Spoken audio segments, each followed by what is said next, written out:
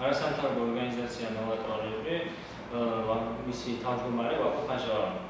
პირველ რიგში გილოცავთ ახალი პრესკლუბის გახსნას.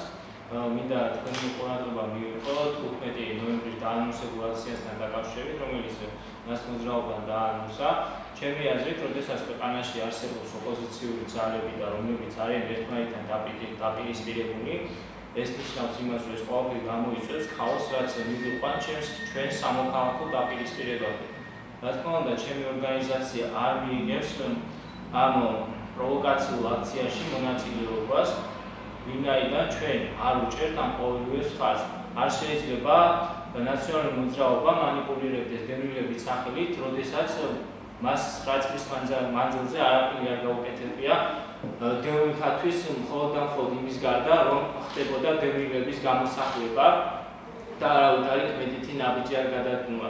რა თქმა უნდა, აფხაზეთი არის ოკუპირებული და ჩვენ ამ ყველაფერს რა თქმა უნდა ხედავთ, ამ ყველაფრის საწინააღმდეგოდ ჰქონდა რამოდენიმე აქცია ჩვენ გარკვეული პერიოდის უკან და ჩვენ აქციებს რა თქმა უნდა გავაგზავნებთ, მაგრამ არ შეიძლება ეს ყველაფერი ხდებოდეს აქ თბილისში.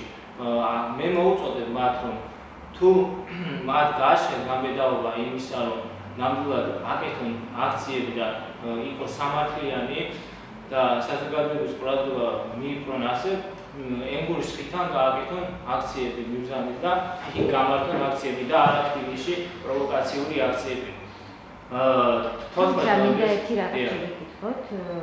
ზუგდიდში ჩატარებული აფხაზთა კრების მერე დევნილი საზოგადოების ნაწილმა მიიღო გადაწყვეტილება, რომ ხვალ 15 ნოემბრის აქცია შეუერთდეს. რამ განაპირობა, როგორც დიახ, მაგაზეც მოგახსენებთ, არიან გარკვეული ჯგუფები, რომლებიც გონი რაღაც დაბრუნება არასამთავრობო, რომელსაც ვიღაც პატარა ხელმძღვანელობს, ეს არასამთავრობო ორგანიზაცია არის ნაციონალურ მოძრაობასთან დაკავშირებული და ესენი არიან ის პიროვნებები, რომლებსაც აფხაზეთი კი არ აინტერესებს, არამედ ნაციონალური მოძრაობის ინტერესებით არიან დაკავებული და გარკვეული ჯგუფი, რომელიც მოიცავს 15 კაცს რაღაცა, გარკვეულ 15 კაცს, რომელიც თავის დროზე და ეხაც ნაციონალურ მოძრაობაში არის გაწევრიანებული, არ შეიძლება მათ უწოდოთ თვლიანი დევნილ საზოგადოება.